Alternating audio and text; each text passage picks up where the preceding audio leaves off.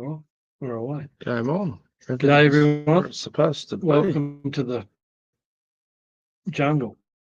Welcome to the jungle. My name's Anthony. I'm a councillor, Temora Shire Council. One of you here are those of Temora Shire Council. They're mine and mine alone. Throughout episode, I may refer to this document issued by the Department of Planning and Housing Infrastructure, a free speech in local government in New South Wales, a guideline. I try and it's and they've got here pretty much, enables me to say a lot of things. The guideline has been issued under Section 23 of the Act. Councils and council officials must take it into consideration when exercising their functions. It's also to be considered when someone wants to get offended. This guideline is also to be considered by conduct reviewers when dealing with code of conduct matters that have been referred to them. So I hope all the conduct reviewers in New South Wales have got a copy of this front and centre, and they do refer to it regularly. I do. Well, I'm Dean McRae, and I don't need to do any of that sort of shit regarding anybody being offended with me. All the people likely to be offended with me are already offended by me, and I already don't care. Although I will say, a friend of ours called me, he said, geez, these rants of yours are getting a little unhinged, mate.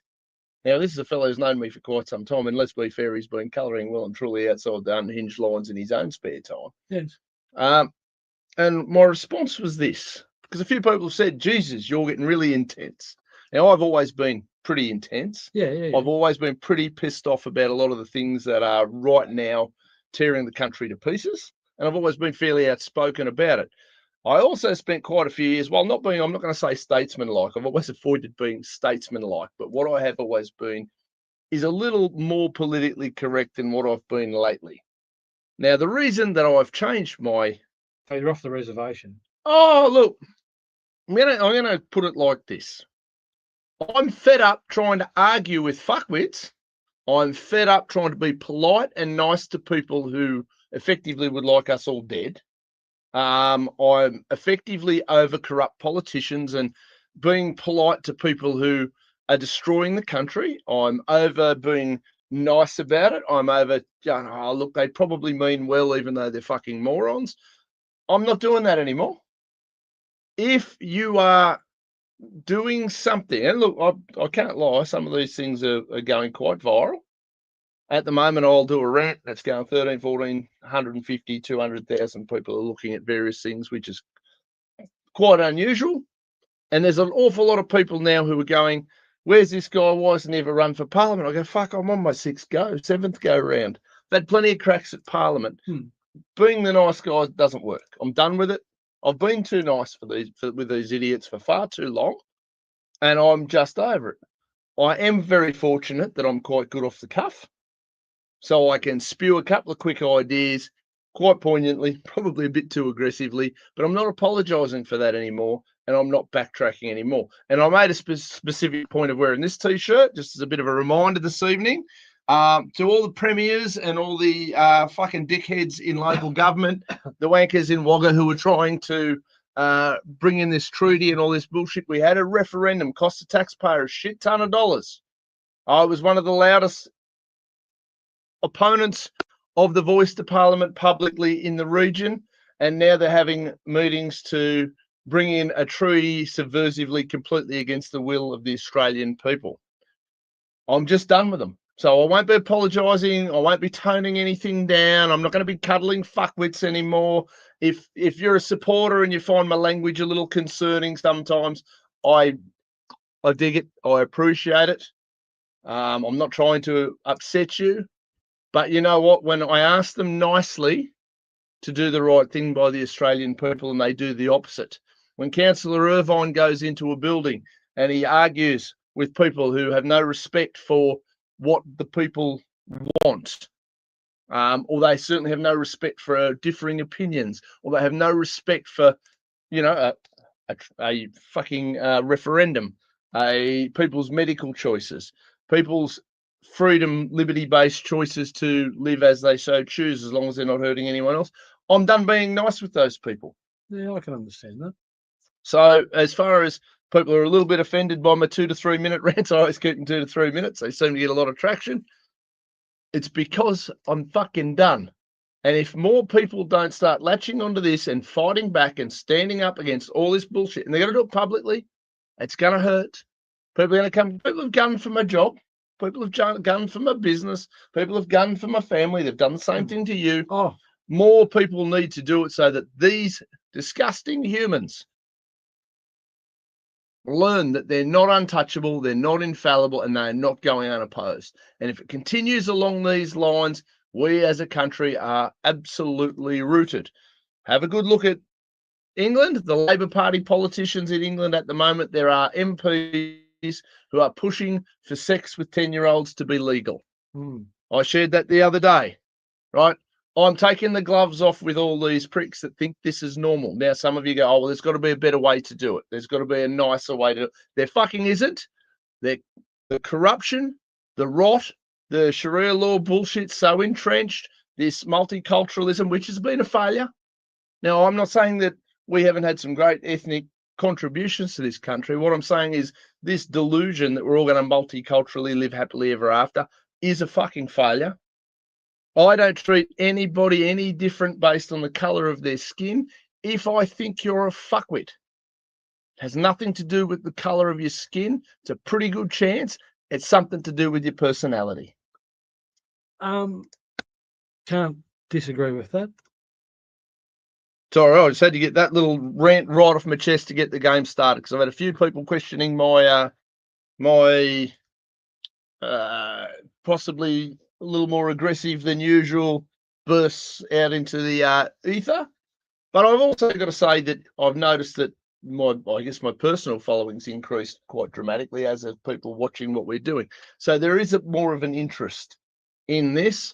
It's getting to the point, ladies and gentlemen, where it's put up or shut up. I can only keep throwing punches on your behalf for so long. Eventually, you got to start throwing some of your own. Councillor Irvine can only throw so many punches on his own, before he runs out of steam. And I'm not saying I'm getting close to running out of steam. I'll die on this hill. But what I am saying is it's fucking futile if other people don't stand up. Well, you've got enough energy to fight your fight, but you can't fight theirs. If they want to fight their fight, if they want to get in behind you, then two years is better than 1 year. Yes, absolutely. But considering what you're up against and the shit fuckery that's going on in this world, there is no doubt that people have to get off their ass and represent, or there's nothing. It's their own fault. Like I say, it's just. I've had some conversations with some people who've fought a pretty long, hard battle, and they're gassed. And I've just said to them, some of these people aren't worth saving. No, absolutely not. And I do believe that there is a very strong argument to, quite simply, focus on the people that matter. Now, if that happens to be 10% of the population instead of 90% of the population, well, so be it.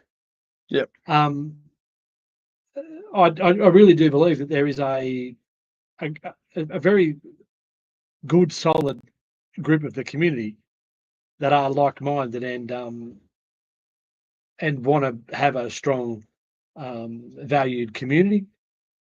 So they're the people I want to spend time with.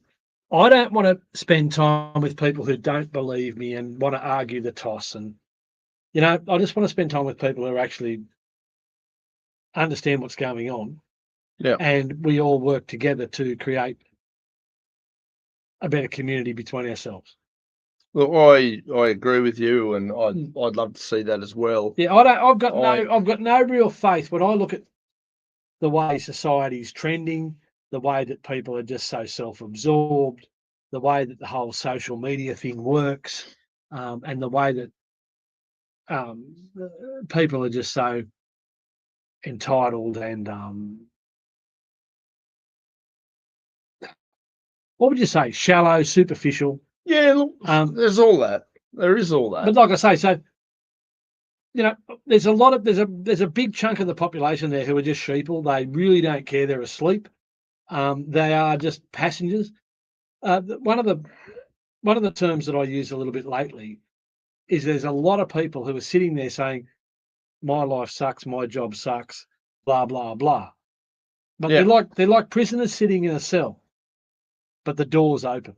Yeah. But it's these people will sit in that cell and wait for the jailer to bring them 3 bowls of slop to consume each day because Yes.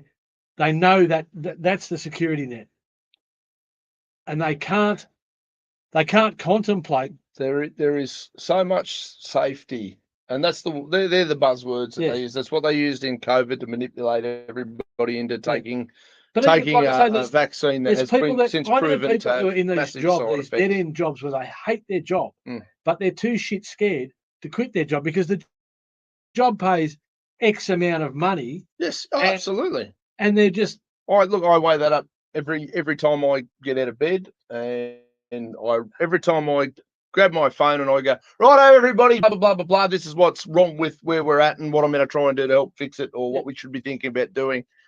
Every time I do that, you're not going to a job you hate. No. That's what I mean. Like, these people are going to a job they hate. They're doing work they hate. They hate their lives, but they're too fucking useless to actually step outside the cell and actually see what's out there. Too afraid and too, I don't know, indoctrinated is part of the word. No, it's it's not indoctrinated. It is there's a term for it. It's institutionalized. Oh, they're definitely yes. And they've been told that, you know, they still believe that the government's got their best interests at heart. They can't work out why things are going to hell in a handbasket when the government's got their best interests at heart. And they really are. They haven't ever taken a risk in their lives, and therefore they pretty much deserve everything they get. And I find it hard to have any sympathy for those people and any time for those people. Yeah. I like people who will back themselves, who will take a risk, who will get out there and actually explore and find the boundaries, find the edge of their abilities. Yeah. You know, and just fall over a couple of times. No, seriously, but I fall over all the time. You know, I'm sitting here. I was flicking through some news articles before you turned up tonight. City of Sydney have banned new natural gas connections. Yes, so you can't have gas barbecues anymore because. But even in your house, you can't have. Yes, because Clover. You can't have a gas cooktop. Now, I don't know how much vibe Chinatown will have with their gas woks. Yeah, their gas. I thought that was part of the show where they get the woks and they have the gas cooker. I can't see it happening on electric. Clovermore is the perfect example of a champagne socialist, overindulged, delusional fuckwit. There is no if, buts, and maybes on what she is, and she keeps getting voted in. But obviously, there's enough of those type of people around in inner Sydney. In Australia. Yes, we get them out here. Yeah, we get them out here. They're not quite as extreme, but they're deluded. Yes, they all think socialism's a wonderful idea. And you look at the age group, and this is where the whole boomer crossover into. All these people bought a house for fucking 10 grand. That's now worth 2 million. Hasn't done anything to it, just sitting there, and that's because of this false property economy that we're all living in. And that's not to rag off on boomers, because I think half the time I I can relate to a lot of boomers in a lot of ways, but there's this fucking delusion in there that they're saving the planet by stopping us from using gas, or what was the other one she rolled out the other day? Clover thinks that electricity is the answer. Everything should be electric in inner Sydney, but they're not going to have a wind farm. They're not going to have a fucking solar farm. They're not going to have a hydroelectric scheme in Sydney. They're going to pump it all in from somewhere else. Absolutely. Everyone else is going to take the social impact of Sydney's choices. These people are fucking lunatics. And the sooner we stop tolerating it. Well, like I say, but no, this is the whole thing. David Landini came out again. Yeah, recently yeah. with- I've spoken his- to David a few times. He's with been his- on Tomorrow Radio. Yeah, with his make Riverina, Murray, a separate state. A separate state. That's And not a bad idea. I would love to be part of that process because I would quite happily turn my back on everything east of the Great Dividing Range. Yeah. And Clover can have Sydney. Clover can have a gas-free Sydney. You know, and Clover can put as many wind farms and solar farms or whatever she likes in Moore Park, and the lights will be very dim by about 5:30 most nights. You know, and we'll just keep all our power over here, and we'll just do our thing. Yeah, look, I know you say that, but there are some really good people that live in Sydney. And as a country, we kind of need the joint. I'm not saying it's amazing. I'm just saying, as a country, for us to be when we are on the world stage. No, but in respect to New South Wales, it is the only game in town. Oh, every piece of legislation enacted affecting us out here comes out of that originates from Sydney, and they've got bubble. no fucking idea. Yep. What's going on out here? There is in no way, shape, or form any disagreement there. No. So all of the planning laws, all of this stuff that we have to deal with, and all of the crap and all of the bullshit that comes from there stacked on top of each other, the whole lifestyle in Sydney, not for us out here in the free world. Well, it's not a free world. Well, it's a damn sight freer than it is in there because we can have a gas barbecue out here. Well, for now. No, I'm telling you, whatever I'm on Temora Shire Council, we will be able to have a gas barbecue. You get voted 8-1. Doesn't matter. Yeah, watch. No. That'll be the next thing now that Ricky and Cal are all members of the Labor Party. Well, and happy to fly their green badge and all the bullshit. As much as they think they're winning, the reality is I am. And they just can't deal with it. I went to a meeting today about the new model code of meeting practice. Yep. And they're bringing in mandatory live streaming of meetings. So I've been asking for live streaming of meetings for years. Yeah. So I'm happy as Larry. Happy as a pig in shit. How happy is Larry? Oh, he's a happy guy. No, but it's going to be hilarious. It's going to be the funniest thing you've ever seen because they're a little bit technology averse, this crew. Yeah. They'll make a bit of a ham fist of it. And but look, they all sat up there today and they all said they were going to do it and they're going to try. They're going to try. I did tell them I can go in there and show them how to run one of those. It's not real fucking hard. Like I say, but they are a little bit technologically challenged. Sure. And it's going to be a big learning curve for them all. And I think it's going to be funny. There's going to be some moments. There's going to be some interesting moments in meetings where the whole thing goes a little bit south. They're not very good at it. And there's a few people there who aren't cut out really to be on camera. There's a few people there who mumble and slur and can't really put two words together. So that'll be interesting. There's a new thing in the code of meeting practice where you have to stand when you address council. That's going to sort of demand that people who really have something worthwhile to say have to stand up and say it with some conviction. So I look forward to that. One of the things I was disappointed in today, though, was the introduction, and this was something that they sort of slammed through, 8.1. Yeah, of course. A dress code. Now they want smart business attire. How does fuck off sound? Well, I don't care what they're wearing at their stupid council meetings. No, but this is what they voted for. Right. And Ron Honig spent his life as a lawyer and a mayor. So Ron gets up in the morning and the first thing Ron puts on is a suit. Of course. And he can wear that suit to that engagement and that engagement and that engagement. He can go home at night, take his suit off, and he's done. Yeah. Our mayor is a bit the same. Rick Furman gets up in the morning, he puts his suit on, and he can wear that to his work, and he can wear that to a meeting at council, and he can go straight back to work, and it doesn't interfere with his day. Yeah. Someone like myself, who has to do manual work and work out in the elements, and I have to be high vis just because part of the requirements with the Work Health and Safety Act and all the rest of it these days. If you're working on the road reserve or in other sort of sites, you need to have high vis. A lot of sites dictate it. Yeah. So now I'm being discriminated against because if I want to go from work to a meeting, I have to go via home and get change changed. Into my smart business attire. Put on your finest fucking. Well, and the one of the big things, and I never really picked up on it that quickly tonight, but the only menswear retailer in town is can you remind me? Target. No, they're not here anymore. Oh, where did they go? I don't know, elsewhere. Really? Hmm. Did the ninjas do that down at Togglemouth? No, They don't. no, they don't. Where would you get menswear? I think you'd get it off the mayor. Oh, the mayor. Rick Furman's Menswear Yeah, right. in Hoskin Street tomorrow. They fucked. Yeah, so they've basically arranged that he didn't declare a pecuniary interest, but when you're the only menswear retailer in town and you mandate that people have to wear suits. Yeah, you sort of got to wonder. He's a fucking muppet. Well, yeah, like I say, but anyway, I think he would wear a suit to the beach. Of course he would. I think he'd wear a suit camping. I think he'd wear a suit scuba diving. I can't think of too many occasions where he wouldn't wear a suit.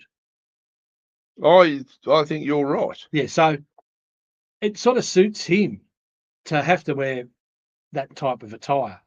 I basically raised the question with the deputy mayor, and I said, "Do you really think the residents of Temora care that much what people are wearing?" And he seemed to think that they did. And I said, "How many of them?" Yeah. The three people in that room that all want to comply with this bullshit. Yeah, for sure. Anyway, I don't care what they do. I want my rates reduced. Well, this is the whole thing. Like, I don't really give a shit whether you're wearing a tutu or a suit. If what's coming out of your mouth makes sense, I'm much more interested in that. Correct. You know, Graham made the point that he's been in council for 30 years, and I really was a bit slow on the uptake, and I could have said, well, look, mate, ditch the suit and get the heavy vehicle bypass in place.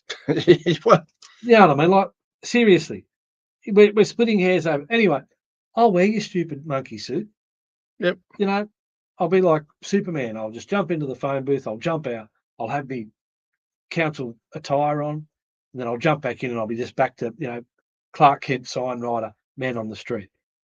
And I'll do that quick change thing. Well, I think, look, put a tie on with what you got on. That's perfectly acceptable. Well, this is the thing: is it smart business attire? Well, this is what I wear doing my business. Doing business, yeah, I've that's been doing right. business in this sort of gear for 35 years, so I don't know whether that.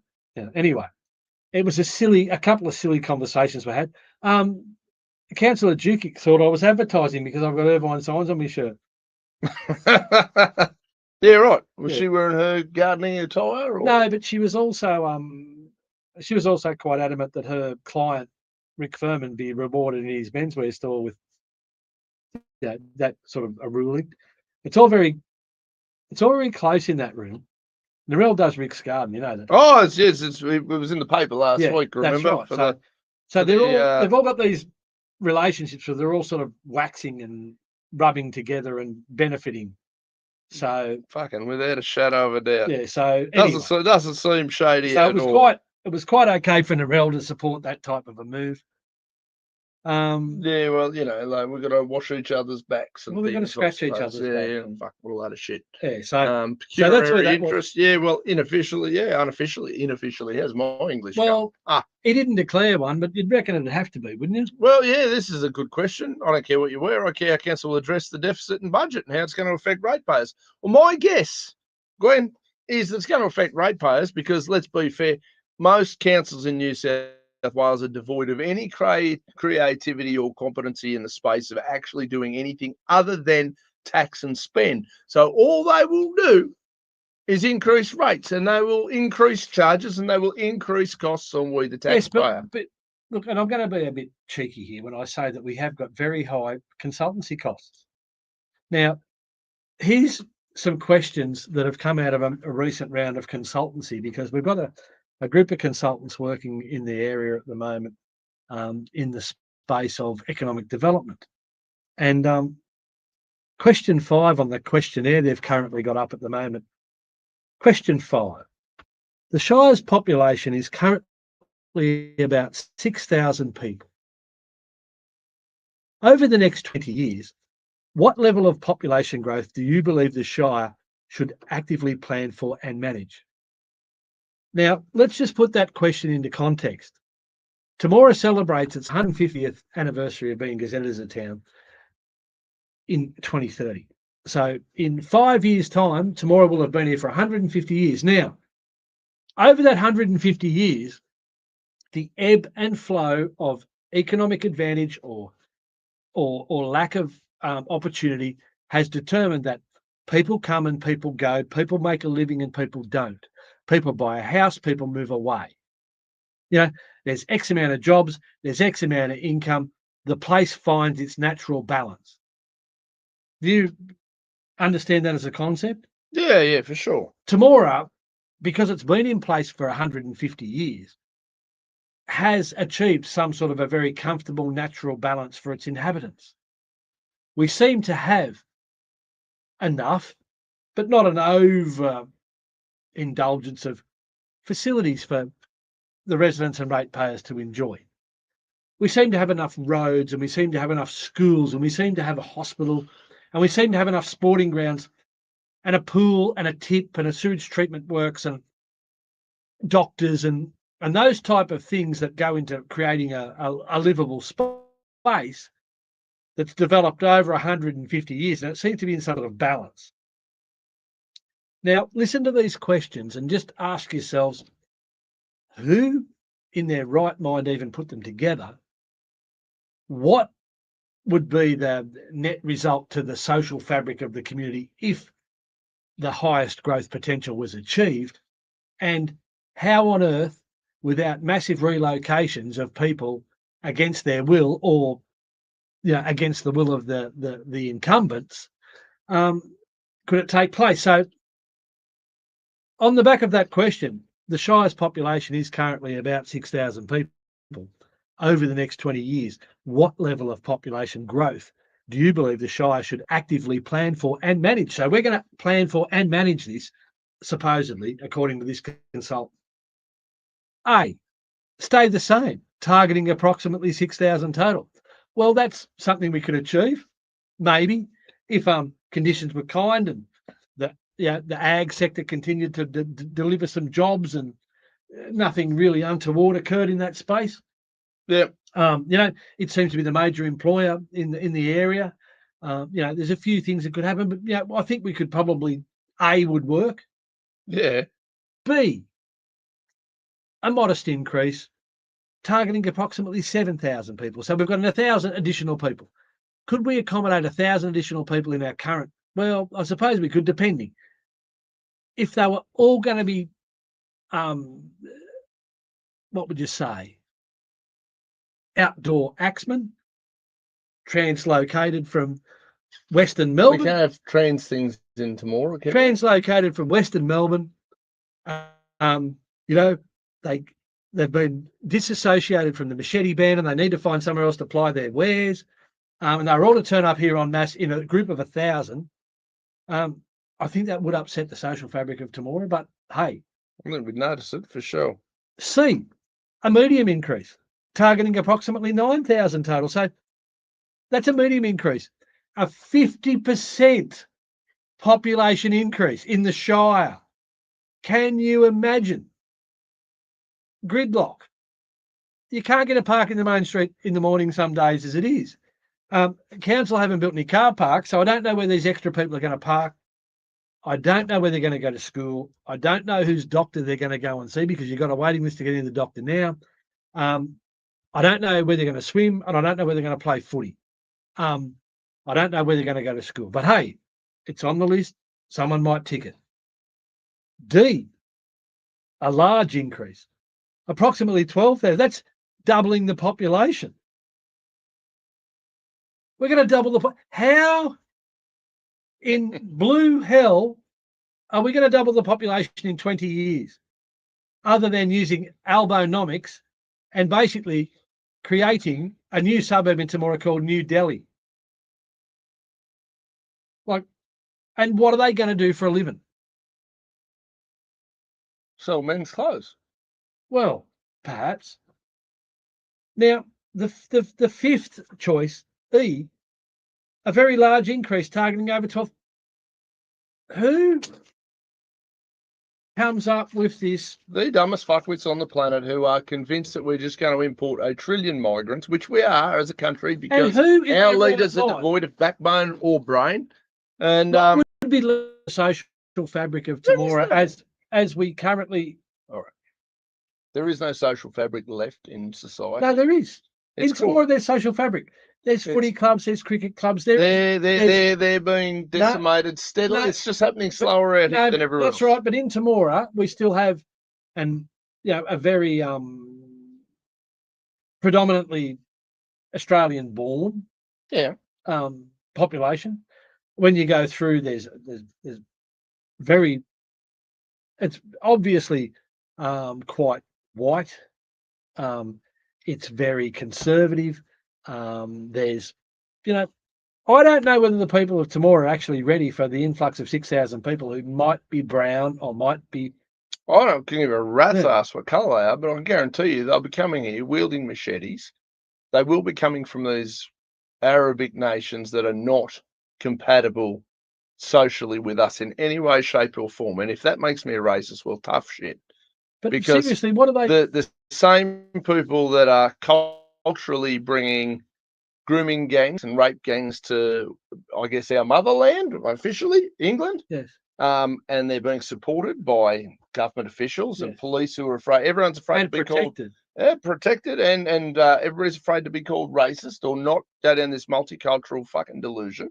It does not work, and we are currently importing in the people who culturally see women as outright objects. They see our daughters as nothing more than, and I can't remember the correct term for it. I know I've got some learned friends in the audience, but if they are an infidel woman, rape doesn't count. Yeah. That's what they're there for. If they are not a Muslim woman, they are to be raped and violated and killed. That's okay. Now, I didn't come up with this. This is listening to these bloody sheiks and what are they, imams or whatever the fuck they are, right? These people are not compatible with what we've built in this country over the last 250 years. Doesn't seem to be. And we've got this, and a divide starting to happen now because one large section of the Indigenous community here went, oh, we're going to stand with Palestine, on the basis of Lydia Thorpe and all these other fucking delusional idiots, right? Now they're starting to go, hang on a minute, these guys are taking our shit too. We were here first. Now, unfortunately, where the Indigenous folks of this country are at, and I couldn't give a rat's ass what your colour is. I treat every single person like an individual. But we're watching this stuff blow up in real time. We're watching, after they spent however many million on this bullshit referendum, after they were told no, the states are now implementing it anyway. They're having a function in Wagga, I think, next week, where this fucking crazy cat bloke who, I don't know, of course you're a racist and you just don't understand what the stolen generation went through. Dad's best mate was part of the stolen generation. No, I don't. I wasn't there. I'm not going to fucking apologise for it. And I can guarantee old mate with his cat wasn't part of it. But he's got 1/3 of a fifth of Indigenous blood, therefore I can get on the gravy train and I can pull on a suit and then I can beg the government for more government for the country that I hate, based off the backs of the working class people who are being taxed into oblivion. They're starting to have their divides now, which unfortunately is a good thing. We've got idiots like the thought, I'm going to burn down Parliament House in defence of Palestine. I'm not in love with Parliament House. But if you're going to burn it down, how about you do it on the basis of fucking Australia? The same way the Nepalese recently did with their parliament when they set fire to it because they were actually under a tyrannical government and worked it out. Our fucking idiots want to burn down our shit on behalf of obsessed fucking lunatics on the other side of the world that hate them. Have to burn it. Hate them. They won't be able to use gas. The Palestinians, as in the hardcore Palestinian, and it's not a nation. They don't have a fucking capital city. They don't have anything. They've got fucking a burned out golf course. There is nothing there. All these people who are so in love with it should pack up, fuck off, and go and help them build a country the same way the Greeks and the Italians and everybody came over here and helped us build Australia. If you're that committed to it, fuck off over there and help them build it. But they're at the point now where they're desperately trying to defend a race of people or a group of people, an ethnicity of people, I'm not quite sure what the Palestinians count as, who hate their fucking guts. And because our Indigenous people are not Muslims, I mean, some may be, some, sure, whatever, but as a culture, they're not. So they fucking hate you. Therefore, they feel your women should be raped, your men should be enslaved, and all infidels should be destroyed. That's how they live. Now, I'm not saying every Muslim who preaches, who believes or is a subscriber to that extreme level of indoctrination, but that's fundamentally what their leaders are banging on about. Now, they hate us. Why are we so desperate to import these people to fucking Timor or Australia in general? Sorry, they can go. But even to be contemplating a doubling in the population of Timor when it's taken 150 years to find the balance of 6,000 people. Yeah. There's a concept in the agricultural world called carrying capacity. And the land generally will find a carrying capacity. If there's excess and there's a lot of surplus, then it'll attract additional livestock or beneficiaries. Yep. And if it's really tough and tight, then it'll shed. People will move away. Yeah. This whole concept, I don't know. They want 9 million people in Melbourne. Yes, doing what? By 2050, I think was the last number I saw. Doing what? Well, raping, pillaging, hacking people up with machetes. But what are they going to do? They're not going to do shit. They're going to get onto this welfare because they see it as the welfare will be gone. They don't see it that way. The socialists are fucking morons. No. There is no... look, there was an old saying, and you and I step out. Albo's going to manufacturing to go. He's just got to get a China and buy tools. And fucking all the skills and all the labour and all... He's got no idea. And all the know-how and... Albo's about as likely to bring that back as Justin Timberlake was bringing sexy back. It's not happening. He hasn't got a fucking clue. He's a moron. The topic runs as... The best way to bring manufacturing back to Australia is fuck off out of the road, give us some cheap power, and just stop taxing us to the moon, give us the tools we need, and we can do it. Australia has all the capabilities in the world. Australia should not sell one lick of Australian energy overseas until Australians have the cheapest power in the world.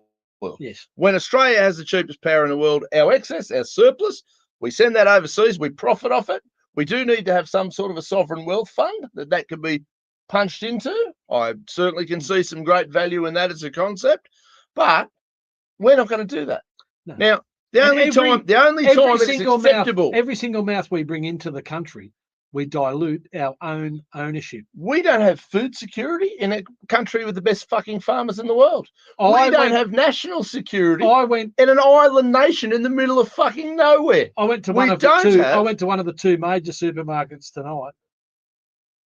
Not a potato. Oh, there's plenty of them. Probably fucking, in the CEO's office. They're all potatoes. Not a single potato in the whole place. Oh, fuck, In Australia. We have no energy security. We have no fuel security. We're an island nation, doesn't have any fucking security. We're relying on the crocodiles in the Northern Territory to keep us keep invaders out. We've got no food security in a country with the best farmers in the world. We have some of the best energy resources on planet Earth. And we can't supply cheap power to Australians. We have been governed by morons for decades. Yes. And the only time that is acceptable to be a socialist, I'm going to say this, and if you're an adult socialist watching, if you've got adult friends who go, I'm a socialist, you're a fucking moron. Socialism does not work. It has never worked. And then they'll bring up countries like Sweden and those Nordic countries.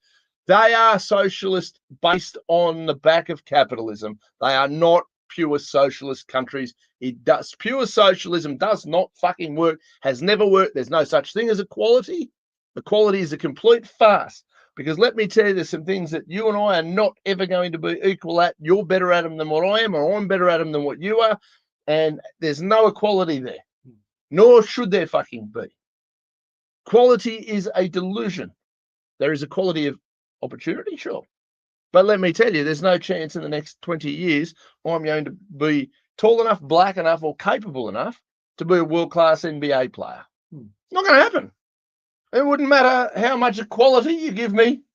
And if you did, if we had that full equality and I went over and I went, guess what, I'm now an NBA player because we're all equal, I'd be shit at it and I'd be overpaid.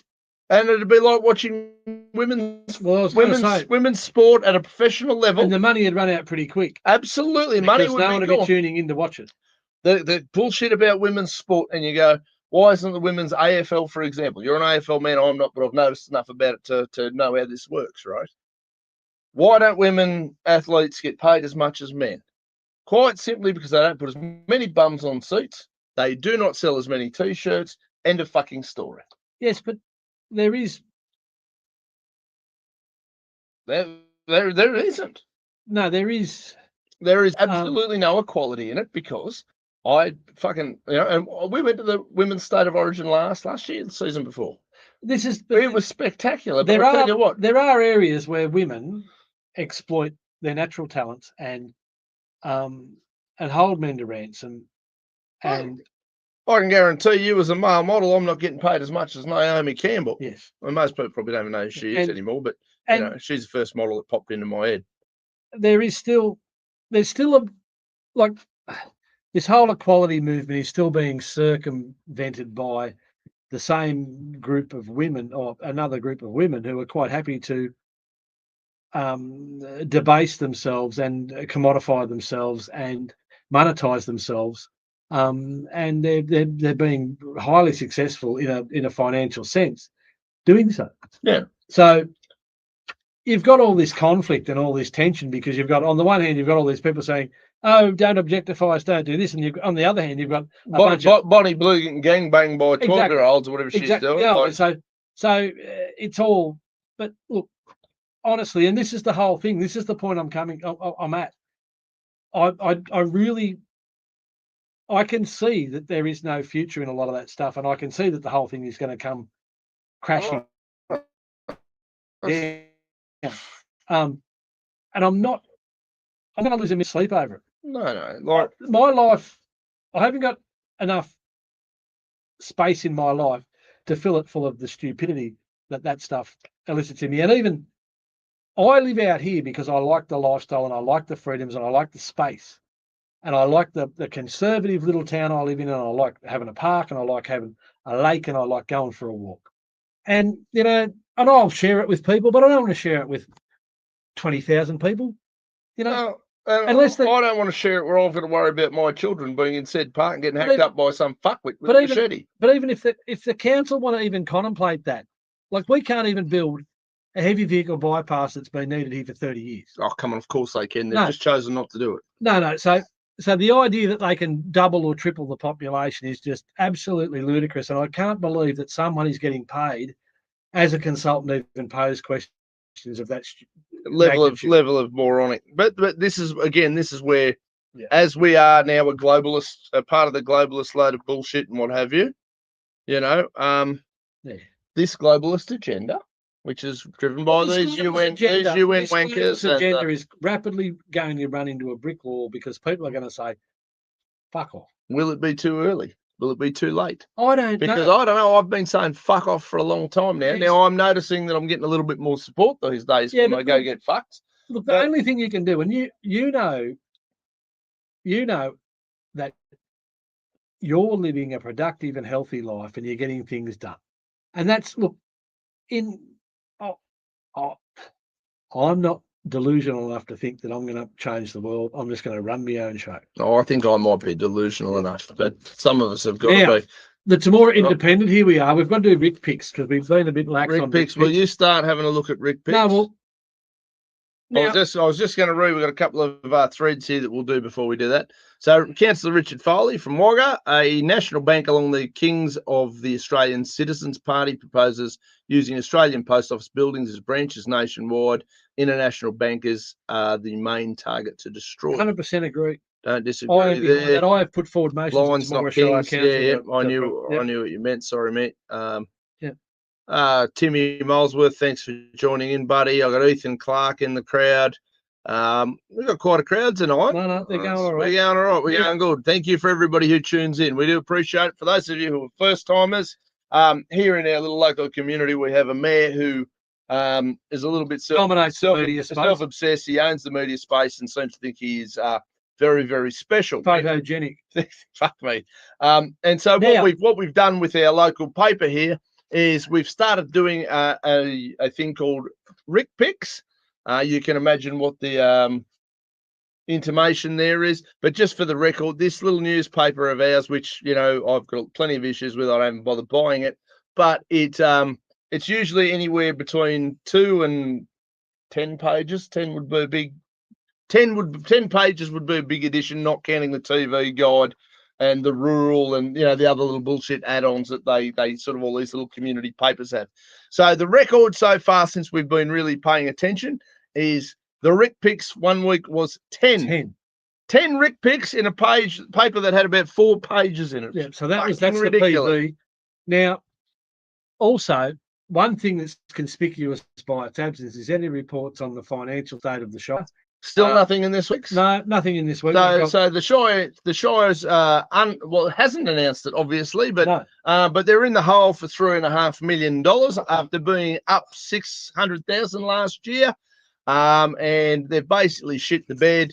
They've been relying on welfare handouts from middle management and discovered welfare handouts aren't coming. Another example of why socialism fails. Their entire business plan as a council revolves around begging and scraping and rattling the tin for middle management's state government money, and when that doesn't come, they go, "Fuck, we've overspent." Panic. We've overspent on. We better. Well, that too. We've pissed money up the wall, left, right, and centre, and Daddy's not opening the checkbook. What do we do? And the only thing that these mobs know how to do is tax and spend. So we'll get another rate bump soon. I'll get ready. 30th. It's the 30th of So it's 2 weeks since the council meeting when it was announced, and this is in the open business papers of that council meeting, so it's readily accessible to anyone who's got internet, where you can go on the council's website and you can read these minutes. And the operating result, and this is something that we touched on in terms of how they couched the announcement. Council, but they said council achieved an operating deficit of $3.549 million for the year ending 30th of June 2025. Council failed down from the $6.38 million $0.638 million surplus in 2024. So that's $638,000 surplus in 2024 to a $3.549 million deficit. Now, council achieved an operating deficit. If you or I fart in town, yes, it makes the front page of this fucking paper as here we are, criminal delinquency. And I'm fucking now that was in the agenda, and that was printed. So this is the third edition of the Temora Independent with that information. That's significant news for taxpayers, ratepayers in this community. Publicly available. It's not Dean was a bad boy and did something dumb. It was fucking, we've blown $3.5 million Temora dollars while bitching about Councillor Irvine's fucking codes of conduct. And somewhere in the middle of all that, doesn't get a Gurney. No, so doesn't get a mention in the Hit Job Herald. Not on the front page, not on the second page, not on the third page. Now, but also really conspicuous by his absence is, of course, the mayor. We're 3 pages deep. Well, I suppose he doesn't want to be affiliated with the paper for when the $3.5 million hits the front page. It's not on the front page. Not yet. He's got a free reigning. So page 4, no. Page 5, no. No. Page 6, no. 7, no. Oh, I'm getting nervous. Is it happening? No dick pics. Oh, Rick pics. Sorry. Page 8, misspoke. Page 9, no. No. No, Dave McCann from Coolum, Mayor Dave McCann gets a run. Oh, he's a bit of a tyrant too, from what I recall. Well, he doesn't mind putting people's personal stuff in the paper, but he'll use the little local paper to attack his opponents, but he won't. But he doesn't like it coming back the other way. Yeah, coming back like a freight train. Unfortunately for you, Dave. Fortunately for you, Dave, we're doing a bit of coaching. Oh, there's one. Here we go. There we go. We're at 1. It took page 15. It took until page 15. Top 15 pages in this shit show all of a sudden. Oh, well, there's a bit of stuff. There is not a bit of stuff. Can't fucking possibly that much going on. Page 15, anyway. That's his first appearance.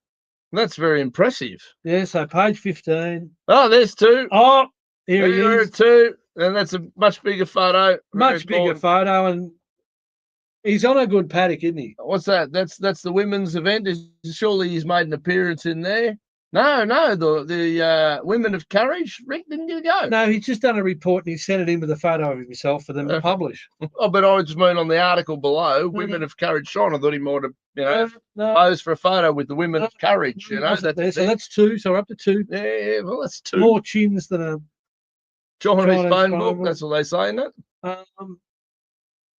And no, classifieds. He's not on the classifieds. I know we're into the sports section, and don't worry, people. Every now and then he makes a Guernsey in there as an umpire or a referee or a. We're the lower scale. Oh, look, there here are he 3. is. He's managed to get himself a picture, giving out some money to young sport talent. Look at him go. I bet it's not his money he's giving out. No, never is. Not a fucking chance. So we're up to 3. Else? So we're at 3. Is he on the back page? No, only 3 Rick picks tonight, ladies and gentlemen. I don't know. I'm a bit concerned. I don't know this new editor. I don't know whether he's going to stay for long. Not if he keeps on hiding the actual real stories and promoting bullshit. No, but he's still not but he's only 3. Maybe that's by design, knowing that we're about to fucking uncover the fact that $3.5 million in the hole. I don't know. Because I know I'm going to be very loud about that. I haven't done a little rant on that yet. Well, I can't. But I will. You can't. I can. No, but I'm looking forward to usually the December meeting where they actually announce all of the expenditure on their codes of conduct.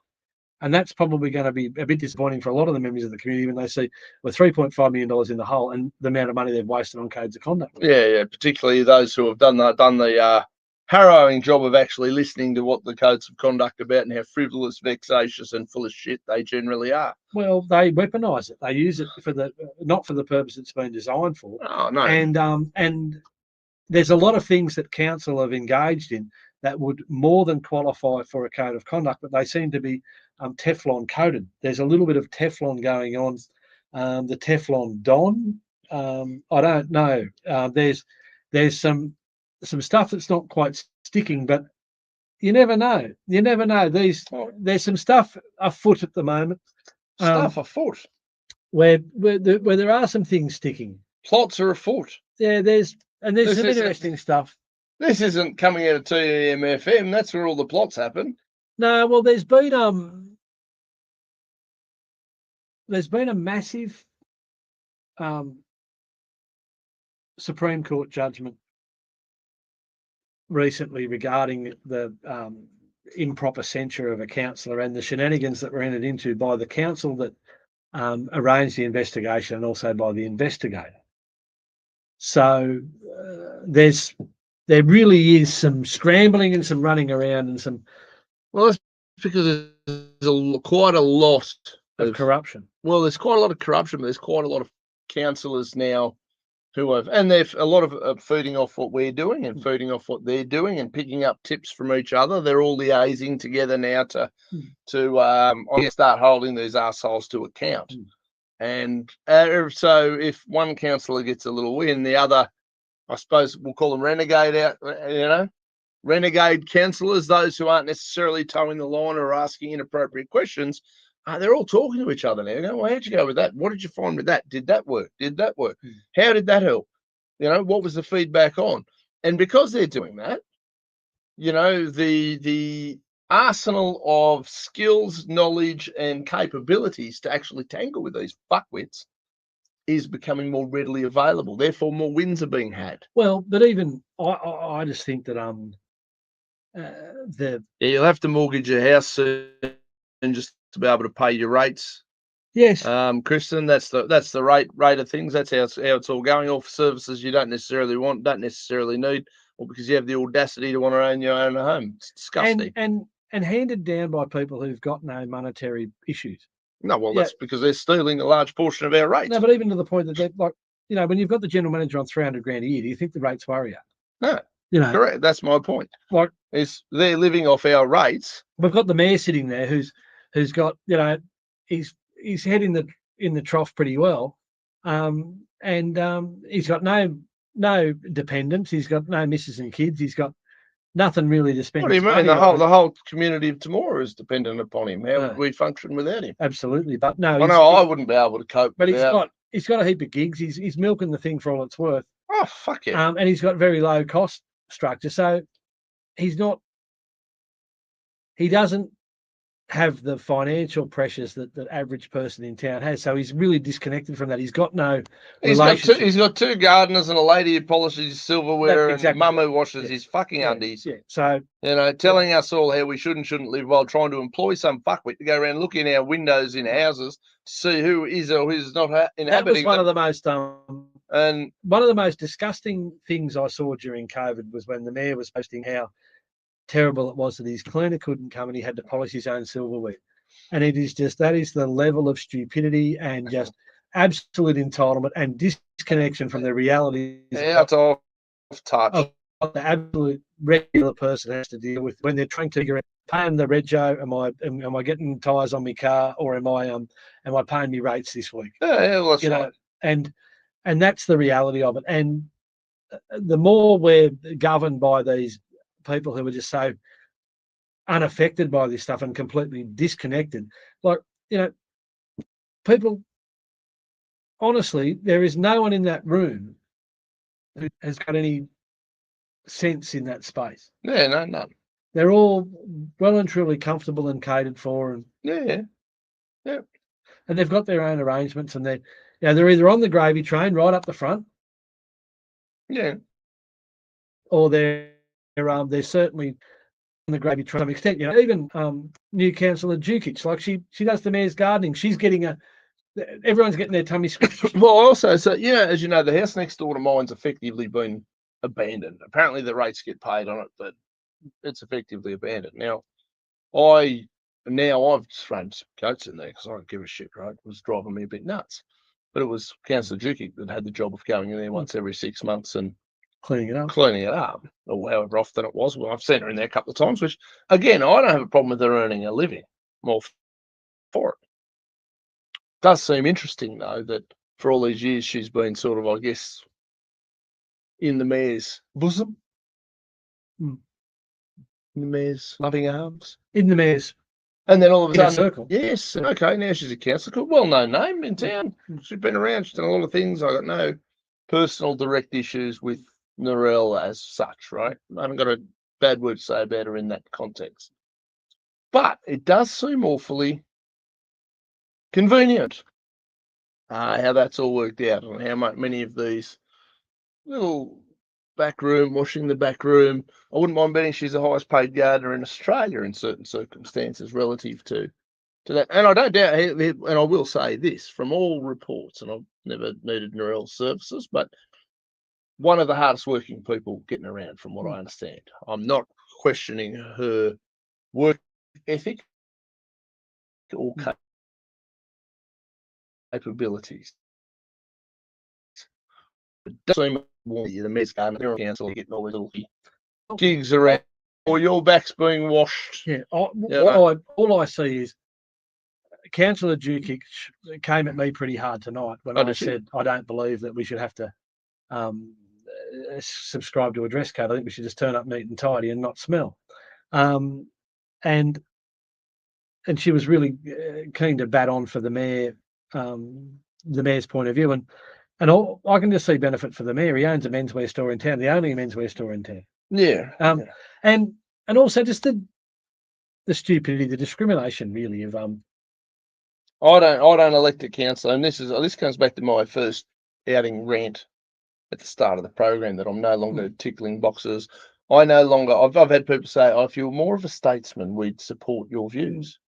I don't fucking care. Yeah, I'm sort of along the lines. I'm no longer the looking to be a statesman to save dealt you. With in local government wearing suits, I have less and less trust for on a daily basis. Correct. I don't want to label everyone who wears a suit with this, but honestly, it's like if you're wearing a suit, convince me you're okay, because the majority of people I run into wearing suits aren't. Well, that's exactly right, and I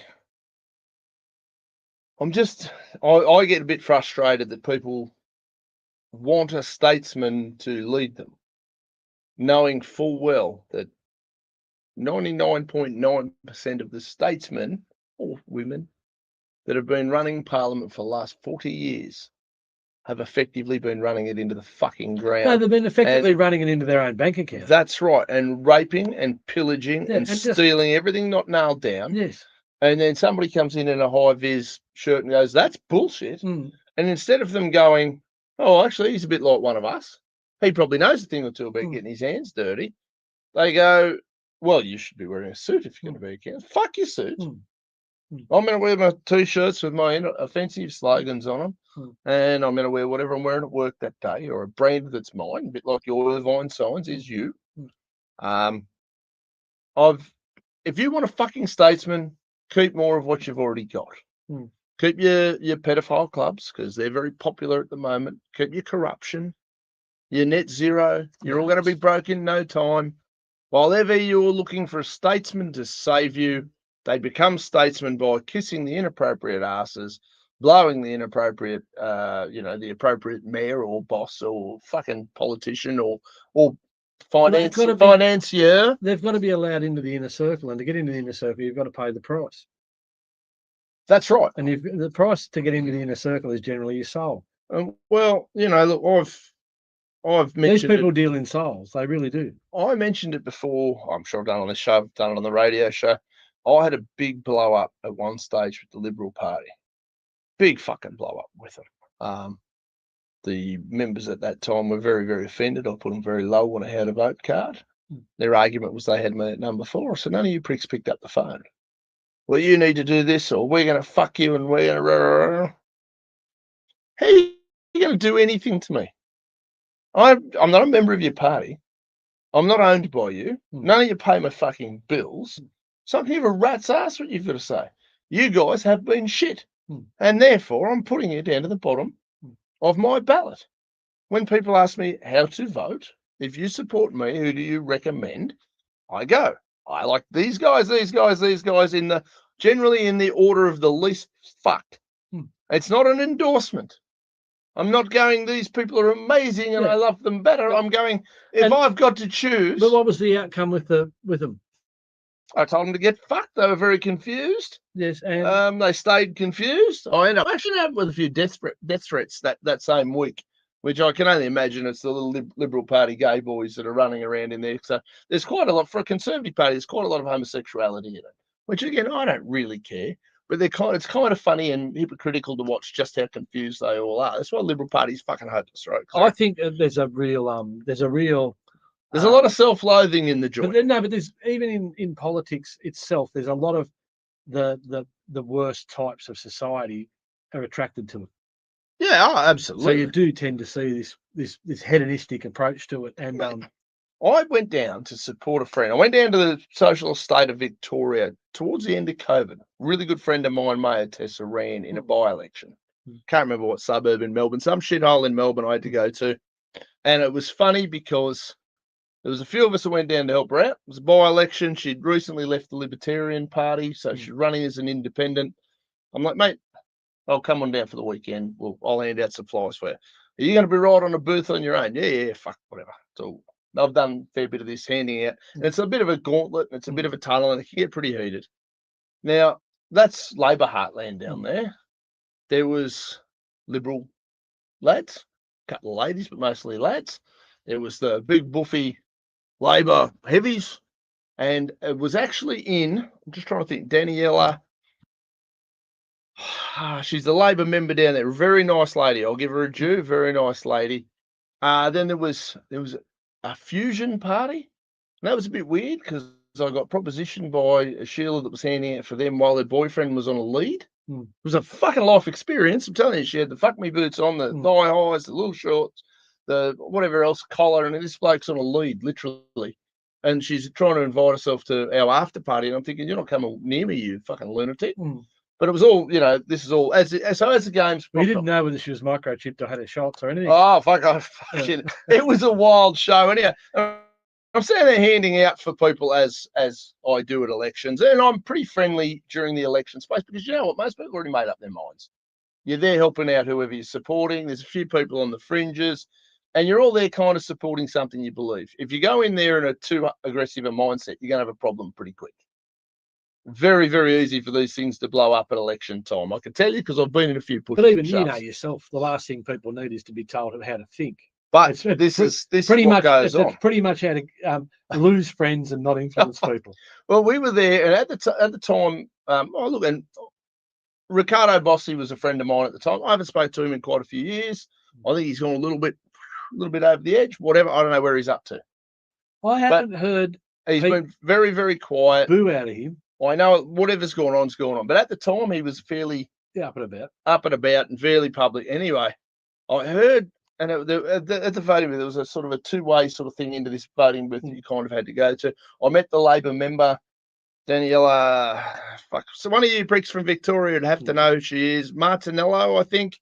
But she had her kids there in Labor jerseys and whatever. And anyways, I've done that. Riders come and handed out flyers with me at times, and that happens. But as far as I'm concerned, the kids are just there helping their mum and dad.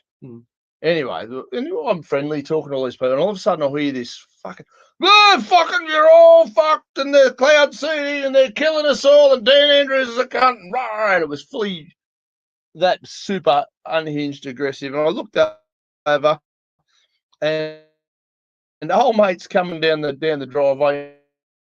Star Wars dressing gown, yellow flip flops, had yellow sunglasses on. He's fucking rocker. Saying along that I agree, the best way to go about it. He was definitely off his rock, and of course he's coming through. He's fuck you, and rah. And I've kind of, it's everyone just sort of went a bit quiet, let him kind of go in, and he stumbled in, told everyone they're a bunch of pricks, whatever. Anyway, he's come out, and I don't care what your political persuasion is, this thing with kids pisses me off.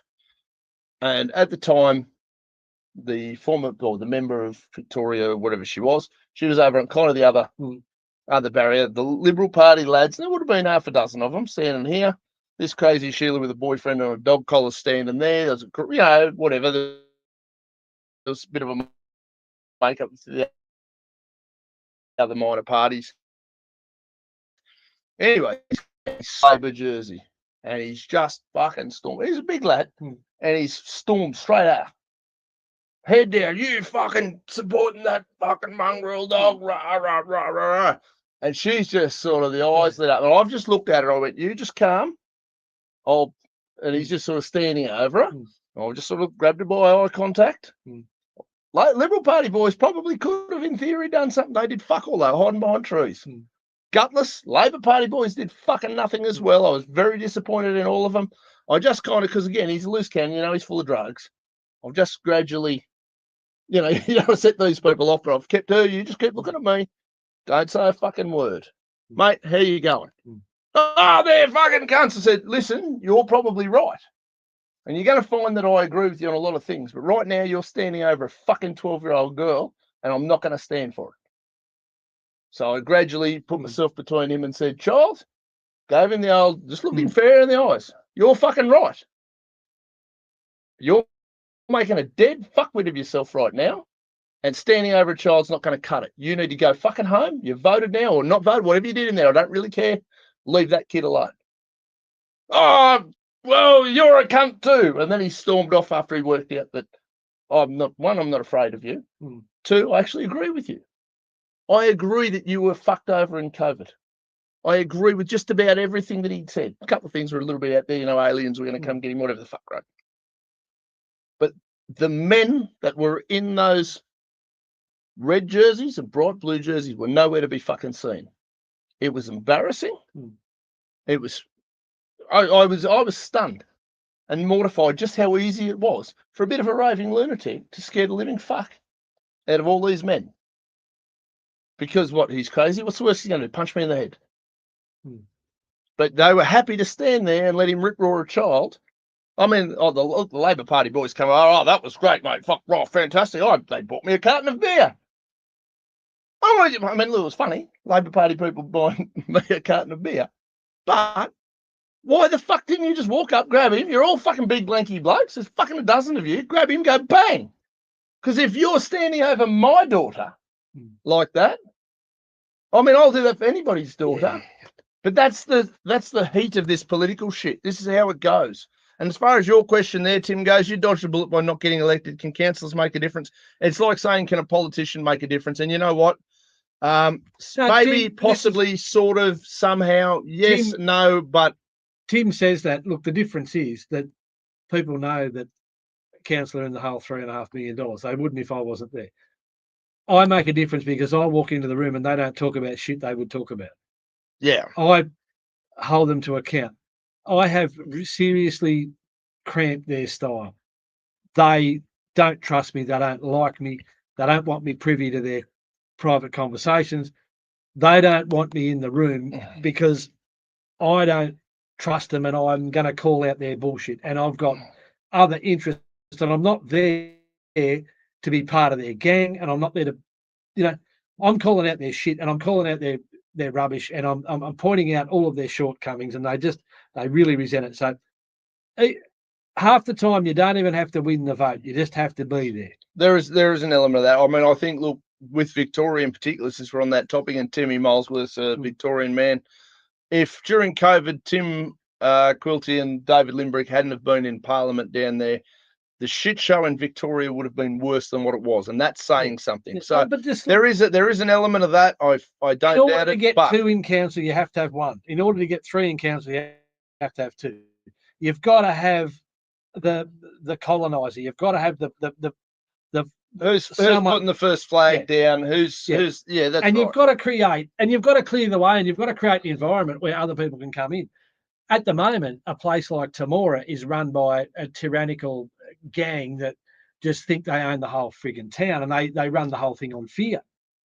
But they're nothing. Like when you actually get right up in their grill, they go to water. Oh. And there's so many people who just come up and they say we are quietly support you. They're still too. What would you say? They find it too overbearing, or they find it is intimidating. Yes, it is very intimidating. But they're we're winning. I'll create an environment where someone else can speak up, and I've done my job, Tim. That's the job. Create an environment where people can speak their mind. At the moment, we've got, or prior to me, tomorrow was this tyrannical space where anyone who spoke up got hammered, and they got hammered down really hard. Well, I've been in this space now for 7 years, and they're hammering you, but you're hammering them right fucking back. Well, I'm just exposing them for what they are, and when we get this live streaming of the council meetings and that, the whole town will see the way they carry on, the way they behave, and if they're happy for these people to be pigs and carry on the way they want to carry on, well, good luck to them. I'm not going to stand for it, and I'm pretty sure that over time there will be an environment that emerges here whereby we do have some change in the guard. Like we're getting to the point now where the stellar career of Nigel Judd is going to be terminated by time. He's running out of days. He has to find his replacement. Now, who's his replacement going to be? Nigel is just so absolutely fixated on power and has to have his finger on the controls and stuff. But look, you're going to run out of days, mate. And I just don't know what possesses someone to want to have that level of control for that period of time. And I think they're pretty sick. And I look at what they haven't achieved in that period, and I just go, wow. Relative to the amount of control and overbearing they've put into. Yeah, that's right. The failure is actually immense. If I'd spent that much time working on a project and been so shit at it, I'd be pretty disappointed. And when you want to control everything, basically people, you're stifling a lot of ideas, and you really are snubbing out any prospect of any organic growth in that community. So, like I say, you really are round up to the growth. You think you're doing the right thing, but really you're stifling it and you're throttling it. So, we've got Nigel at the end of his tether. Kenny Smith's probably. I don't imagine Kenny will run next time. Well, I don't think he wanted to run this time. I think it was really a panic. And it was a lot of those older blokes, and I can say this. I'd say, well, from the stories that I got, was the current mayor raced around with his allies, begged and pleaded with every reasonably well-known person that would toe the line. He was running around hospital beds. He was running around fucking nursing homes looking for people who he could rope in there because anybody but McRae. He was definitely didn't want you there, but both of us was definitely against the. And I get that. I wouldn't want me in there either. That's a terrible idea. But from a fear factor for those guys, I know they were shooting butts. Now, and like I say, so look, it's got to start from somewhere. And like I say, I'm not going to put up with it. And there's a lot of people who are really behind what I do. They're throwing the kitchen sink at me, but you know what? The port for me is coming out to counteract any negative actions that the council take against me. The community are doubling down and they're supporting me twice as hard. Yeah. So even in this environment, it's like you know, I just think of myself as a little plant in the garden, and the more shit they put on me, the bigger I grow. Yeah, well, that's about it. You know what I mean? Like, so yeah, I really do think I really do. And look, the stuff I've learned and the personal growth that I've achieved, and just the things I've learned, and I've got a far greater understanding of the way it all works now.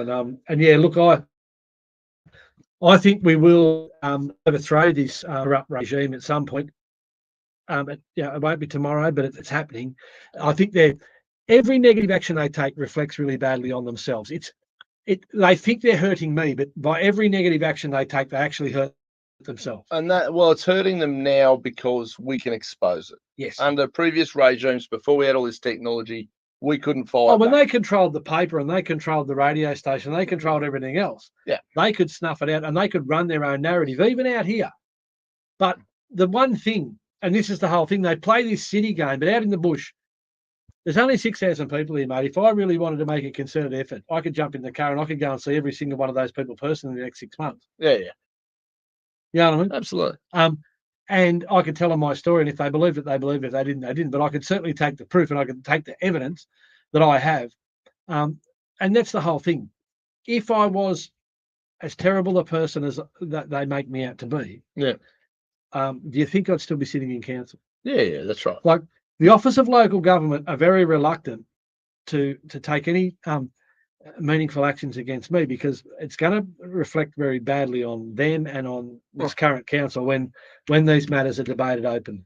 Yeah. And that's the whole thing. So I actually want the OLG to take me to the next level and to have this to have it all out in the public sphere so that everyone knows exactly what's going on. Yeah, no, and that's exactly it. Look, so Dan Teague, man, I've actually been out to his chicken farm. I hope it's all going well out there, mate. Yes, expecting the solution to come from polite folks with no skeletons in their closets, immature. But most of these people have skeletons in their closet. The only thing that they do is they hide them very, very well. Everybody on planet Earth has shit where they've had pros and cons and things in their life.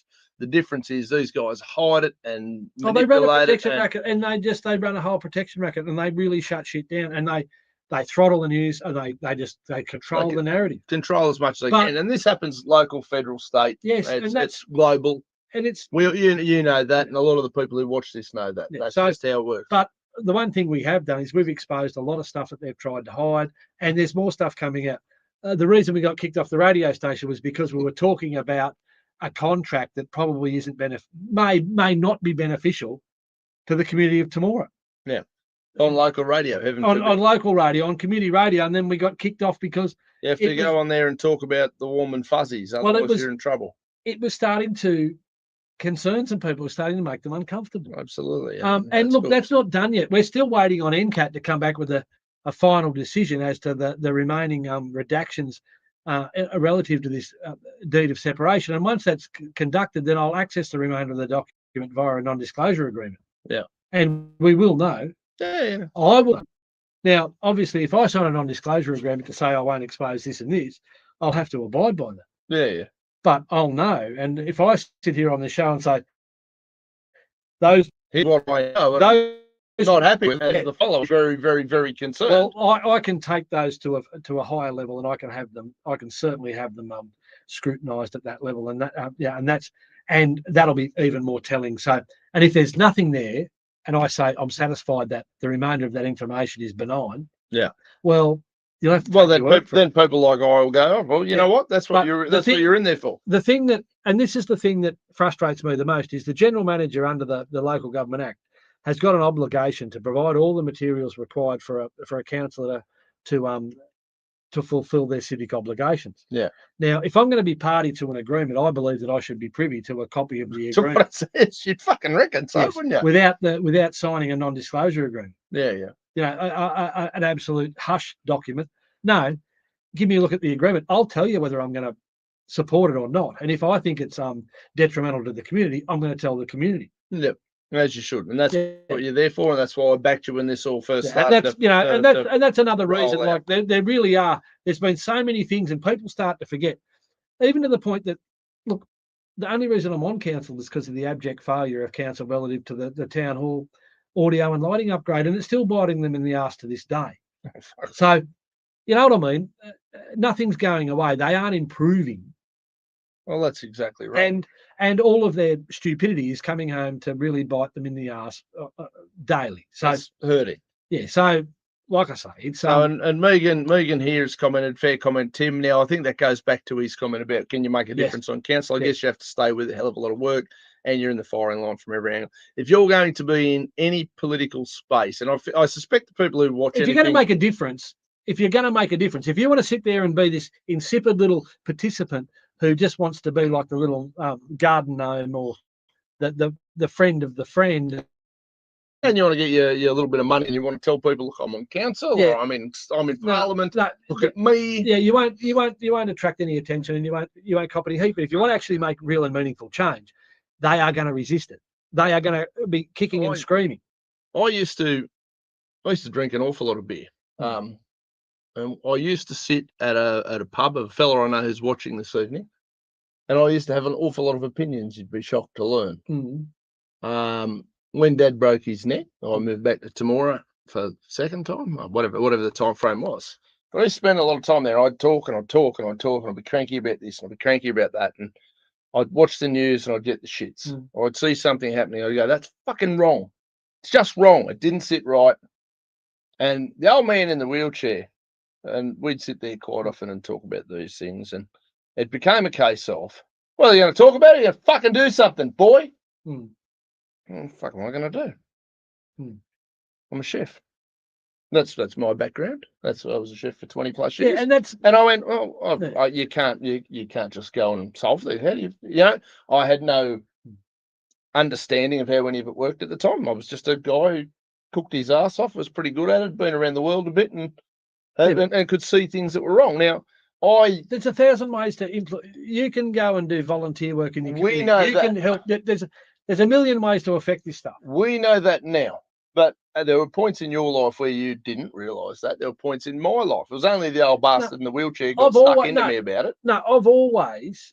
That's the thing. Like the reason I am a self-employed individual and had been for the majority of my career is the fact that I chart my own course and I influence my own destiny. Now, I've been fortunate to be blessed with relatively good genes in respect to health and longevity, and I've managed to weather the storm. And I have enjoyed good luck and good fortune. Yeah. But the harder you work, the luckier you get. That's exactly right. And look, you've got to have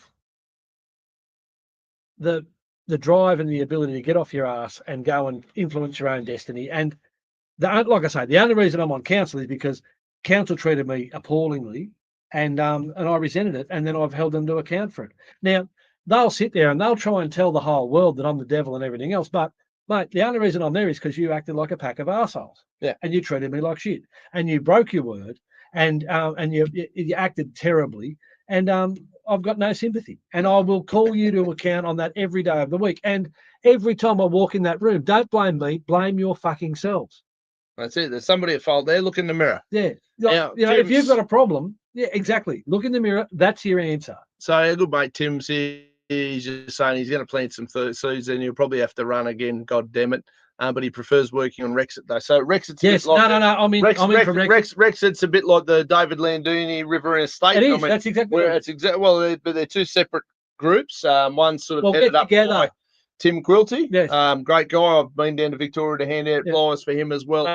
Tim Quilty. I'm on He is board running vote for Tim Quilty all the time in the world for him. He's a ripper. But the same. Born and bred. Hey, he's got a farm out there. He's, family farm or something. Great guy all the time in the world for Tim. To be fair, we might even Tim. You might come on week and talk to the people about the Rexit plan. Yeah, I want to hear. I know. I'm fairly in tune. I also, there's some people more in tune and more, I guess it's a passion project for them. So much love to be able to chart our own destiny out here and have a bit more say and not be dictated to by Sydney. I find that I get called into it. Can you come and help us with this? And can you do Rexit? Can you help me with the council campaign here? Can you? And I go, fuck, there's only so many hours up. And I'm working a lot. But all we can do is to spread the word. I just spread the word. If I share the platform, if you do something good, I'll share it. I'll post it. If I can help, I'll help. Absolutely. It's a great idea. So that's tops. Can't wait to tell my story. Fred Verner, stand up for Coolaman. I believe it's coming soon, or did I announce that too early? No. I think there's something coming along. So there's some moves afoot. There's a few people over in that part of the world who'd like to have a little bit more to do in the space. So I think watch this space. Well, I think there's quite a few people who are starting to get that courage up where they go, oh, okay. The past being paid. But they also, like, whenever I talk to Fred says to me, I don't like the way things are trending. I don't want to leave this to my kids. I want a better future for the kids. Yep. And 100%. Yep. And we have to fight for it. Okay, our generation hasn't had to go to a foreign theatre and fight a war, but I think the war is here. The war is against ourselves. The war is against complacency. The war is against the bullshit that's being shoveled down our throats, and the war is against the stupidity. So it's thick and fast, absolutely. Yeah. So absolutely. No, I appreciate that from Kristen. Yeah. Dean, you and Irv always speak the truth. Some can't answer it. Try my very best to. Oh, mate, it's like I try like my best acid. It's like acid on some of these people. I'm telling you, they don't like the truth at all. It stings. Doesn't it just? It stings. They run it. They reasonable chef too. I'd like to just remind you, I'm the greatest chef God ever shoveled guts into, and I sell more cars than him too. Well, did you cook with gas? Oh, fucking oath I cook with gas. Yeah. Gas was all gas. No brakes, baby. All gas. No. Let's do it. We'll go down here. Promote David and Tim. Yes. And you mean David Landini for Riverina Estate and Tim Quilty from the Libertarians. Yeah. I've got time for both, man. And there is something with DL as an initial. David Landini, David Limbrick, David Lionhelm. There's something along the lines. It must be a DL's called certain amount of Independence Street. Seems to be a fairly successful initial in that space. But no, look, I think anybody who is watching, check out David Landini's Riverina Estate. Check out Tim Quilty's Rexit and the Libertarian stuff. Check out Tim Molesworth. Give him a follow. Yeah, because I'll tell you, I've got all the time in the world. Tim's an absolute great champion of what Australia should and could be. And in your own community tomorrow, find someone, do someone a favour, reach out to someone, make someone's day better, and help someone in your own community and build your own community up. Yep. Surround yourself with people who are like-minded and who are focused on the good things in humanity, and just try and defeat the bad parts of this community or the bad parts of this society just by being way better than them. Well, the first steps really, we're not going to beat them at this stage. Now we've just got to build something that's competitive. Oh, look, we'll beat them because they're going to beat themselves because they're actually going to eat themselves. They're doing stuff every time they do something to me. It actually hurts them twice as much. Yeah. And I guess the blowback and the what they do is they just expose this nastiness and this putrid streak of their personality when they pull out this stuff, and they're being exposed daily. And I wouldn't want to be them in a few years time. I'm split on it because obviously I do believe, I hope, I pray there's a political solution. We all know politically I align with the Libertarians. I'm not a member. I'm looking at what One Nation's doing now. On a bigger stage, I just think that people who the good people will find each other. I hope they do. Yes. I think it's so people get mad at me because I'll say something political. Or they go, oh, well, that's all fuck. We can't fix it. And I go, yeah, you're probably right. But you still should vote because at least you've kind of put your vote towards somebody who you think's not fucked. You got to pick the least worst. I get it. I absolutely get it. But the minute you cop right out of the system, you're letting the other 26 million people choose your fate for you without an input. Yeah, and you can't bitch when that happens. So as much as I do honestly believe voting is somewhat futile, I still think it's worth doing. No, but the political. No. This is it, and this is the point, and this comes back to Tim's point. When we have a vote at council, and it's not unanimous, and it's 8 people in favour and 1 against, and I record my vote against. Yeah, that vote counts. That's what I'm sort of saying. Yeah, it's not going to change the world. It's like.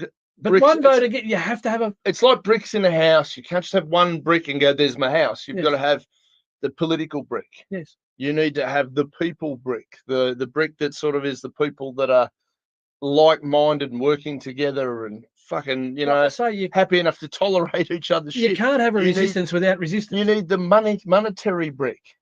People go, oh, yeah, it's fucking all about money. And it is. The problem is a lot of these politicians are controlled almost immediately because the minute you're on 200-300 grand a year, the minute you're in that space and all of a sudden a multinational, Simon Holmes at court decides to puppeteer you and you agree, oh, fuck yeah, I'll do that. Or it might not be Simon, maybe Gina Reinhardt's puppeteering you. Doesn't matter what side of the aisle there is. There's different power players. There's no point pretending that there's not. And there's lots of different people there. Well, they're all trying to get their side of the story heard, and they're quite prepared to pay for the privilege. So the question is, who in the right side of politics, for example, says, listen, Dean McRae here, and I'm your lower house member for Riverina. I actually agree with a lot of your stuff there, Gina, and I like A, B, and C. I'm not fucking doing that, and I'm not doing that, and I will support that because I think it's a good idea. And doing it in a way that the public can trust that said politician. Now, that's where we're fortunate with the group of strong independents that we're actually experiencing nowadays. Well, we're starting to get a few come out. But again, if you think for 1 minute that Simon Holmes at court isn't puppeteering every single one of those Teal candidates. No, I'm not talking about them. I'm talking about your Helen Daltons and your Roy Butlers and.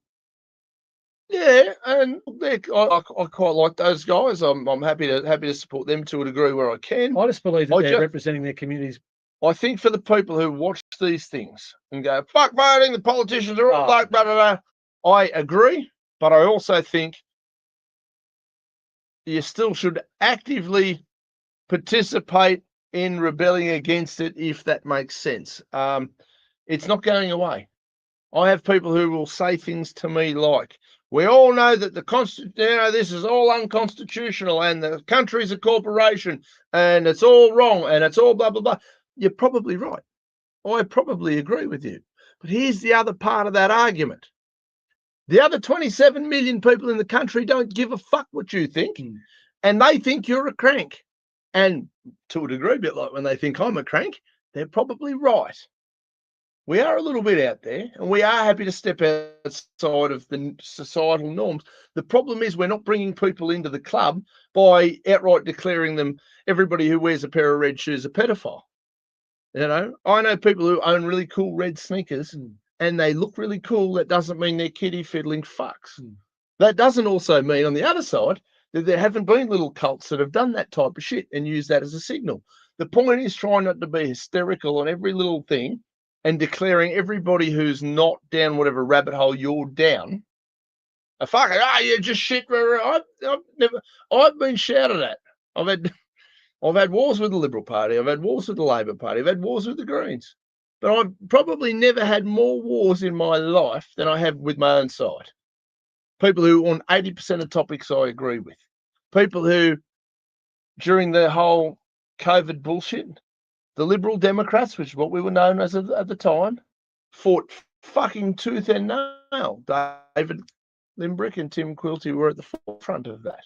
David Lyons would be. He was peripherally, obviously, even though he was no longer in Parliament. John Ruddick rose to the forefront and did very well in the space. the amount of people that saw the word liberal in my name and spat in my face. Yeah, fucking liberals. Listen, okay, I understand you don't know what you're fucking talking about here, but I'm here with you in this Canberra protest, the largest one in the country. I'm standing here with you.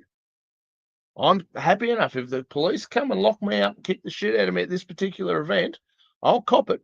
And I'll cop it sweet because it's the right thing to do.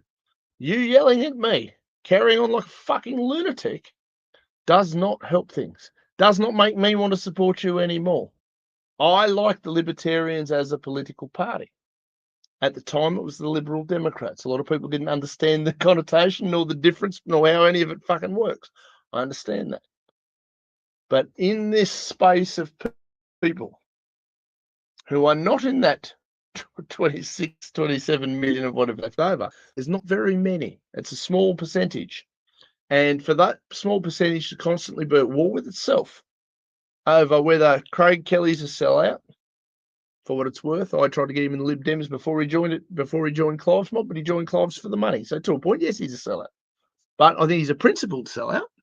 Well, he was a sellout because he thought Clive could put a marketing campaign under him and he could probably achieve a little bit more. That's what his motivation was. I still think that his principles are pretty sound. I still think his philosophies are sound.